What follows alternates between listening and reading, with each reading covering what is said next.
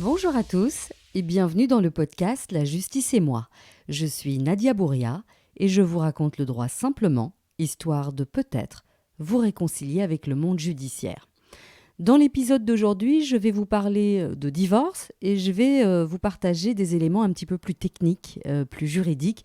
Et on est bien d'accord que ce que je vais vous expliquer dans un instant ne concerne que les couples qui se sont mariés devant l'officier d'état civil.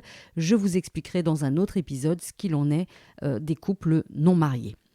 Il y a deux types de procédures, c'est-à-dire deux façons de divorcer. Il y a le divorce par consentement mutuel. Alors pour faire simple, on va dire que c'est un divorce sans audience. Et il y a le divorce pour cause de désunion irrémédiable. Eh bien, c'est le divorce classique, le divorce devant le juge. L'épisode d'aujourd'hui sera consacré uniquement au divorce par consentement mutuel.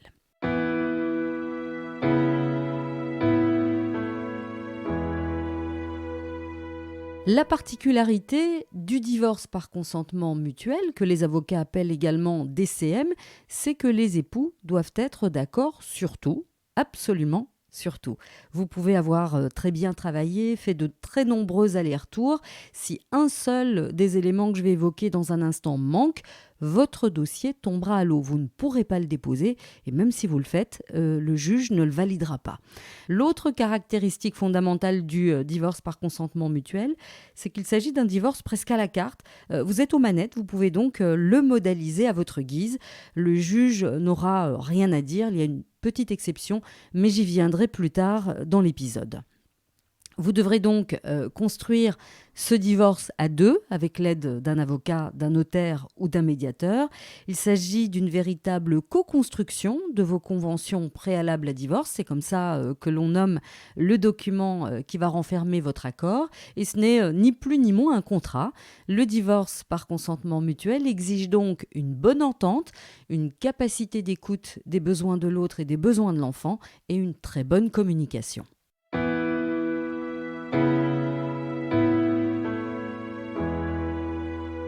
Que doivent contenir ces conventions préalables à divorce ? Alors, il y a deux volets, deux chapitres qui sont textuellement prévus par la loi. Ils sont un préalable avant de divorcer. Le premier volet concerne votre patrimoine et votre succession. Alors, le patrimoine, c'est tout ce que vous avez construit, acquis ensemble durant le mariage et qu'il va falloir détricoter. Vous devez donc liquider votre régime matrimonial et partager vos biens. En clair, c'est décider qui prend quoi. Est-ce qu'on partage par moitié ou est-ce qu'on fait un tiers, deux tiers ?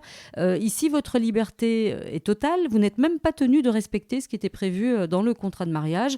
Vous pouvez tout à fait vous en écarter. Vous pouvez par exemple décider que l'un de vous se verra attribuer tout le patrimoine que vous avez accumulé durant le mariage. Alors, qu'est-ce qui peut faire l'objet de ce partage ? Eh bien, vous avez les meubles, tout d'abord, le mobilier, ce qui garnit votre maison ou votre appartement, les comptes bancaires, la voiture. Si vous avez créé une entreprise, il faudra aussi partager les actions ou les parts sociales. La plupart du temps, vous les aurez déjà répartis entre vous. En tout cas, en ce qui concerne le mobilier et la voiture, c'est une certitude. Si vous êtes propriétaire, il faudra partager les immeubles. Vous devrez donc décider si l'appartement ou la maison sera vendu ou si l'un de vous rachète les parts de l'autre. Vous pouvez aussi tout à fait décider de rester en indivision. Alors, petite précision ici, si vous êtes propriétaire, vous devrez obligatoirement passer par un notaire puisque le sort de l'immeuble devra faire l'objet d'une transcription. Il ne faudra pas oublier non plus les assurances et enfin les questions qui fâchent, qui prendra en charge les éventuelles dettes du couple et notamment les dettes dues au fisc. Ces conventions préalables à divorce doivent également prévoir ce que l'on appelle vos droits successoraux. Alors ce n'est pas très agréable, mais il faut aussi penser au pire, c'est-à-dire prévoir ce qu'il va se passer en cas de décès de l'un des époux avant que le divorce ne soit effectivement prononcé.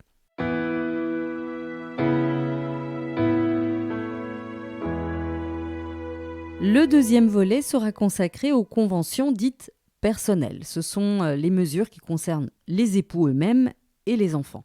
Il faudra donc mentionner votre résidence durant toute la procédure. C'est dans ce volet aussi que vous choisirez ou non d'accorder à celui qui est économiquement plus faible une pension alimentaire. Vous pouvez également y renoncer. Si cette pension est attribuée à madame, par exemple, soyez le plus précis possible. Prévoyez le montant, bien sûr, le nombre d'années durant lesquelles cette somme sera versée, si elle sera indexée, si cette pension sera toujours due, si madame se remarie ou si elle vit en couple avec un nouveau partenaire. Et il faudra également décider ce qu'il convient de faire si celui qui verse la pension perd son travail ou part à la retraite. En ce qui concerne les enfants, ici aussi, il faudra se mettre d'accord sur toutes les composantes de leur vie, comment va s'exercer l'autorité parentale, la gestion des biens de vos enfants mineurs, comment est-ce qu'ils seront hébergés, le montant de la contribution alimentaire due pour leur entretien et leur éducation, sans oublier les frais extraordinaires. Comme vous n'êtes pas encadré par un juge, vous pouvez choisir le mode de calcul que vous souhaitez. Il faudra juste veiller à prévoir l'indexation, les éventuelles augmentations par exemple lorsque les enfants seront plus grands ou lorsqu'ils arriveront à l'université, ainsi que les modes de révision éventuels de cette contribution. Vous pouvez absolument tout modaliser, en revanche, vous ne pouvez pas renoncer à cette contribution alimentaire.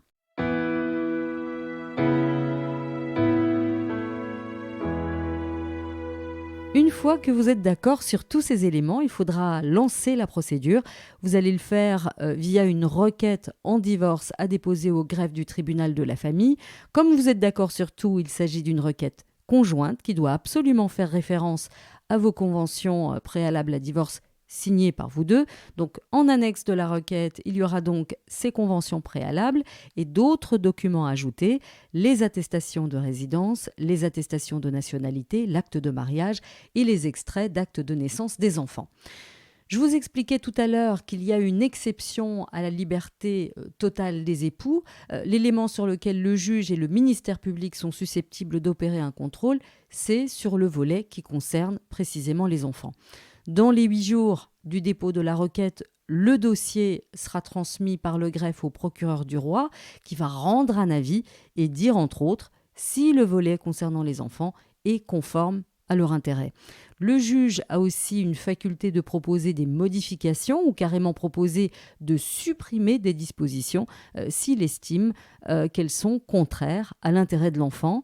Comme vous êtes aux commandes, l'idéal c'est de faire ces modifications. À défaut, le procureur du roi pourrait rendre un avis négatif, ce qui veut dire que le juge ne pourra pas homologuer vos conventions et donc vous ne pourrez pas divorcer. Vous pourrez bien sûr faire appel d'une décision de refus. Si au contraire, il n'y a pas d'avis négatif du parquet, le juge prononce le divorce et homologue les conventions qui deviennent donc exécutoires. Dans un délai d'1 mois, le greffe du tribunal de la famille effectuera les modalités de transcription de votre divorce. Alors, sur papier, c'est simple et c'est rapide, mais ce n'est pas forcément le cas. Comme il y a de très nombreux points à régler, il est possible que vous mettiez beaucoup de temps à vous mettre au diapason. La difficulté que j'entrevois, c'est que si d'aventure la relation se dégrade entre vous durant ces négociations, vous serez assez démunis si par exemple l'un des deux parents décide de ne pas ramener l'enfant à l'autre. Vous ne pourrez pas faire intervenir la police pour non-présentation d'enfant puisque à défaut de décision, vous avez strictement les mêmes droits.